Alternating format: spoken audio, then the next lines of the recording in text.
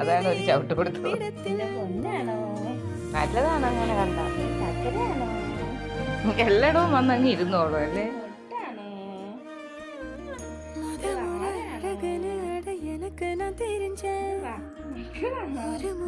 ആണോടാ നീ?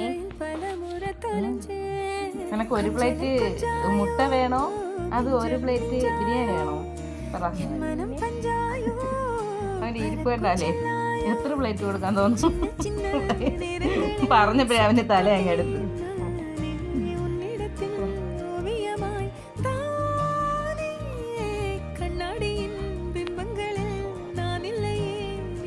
ഓ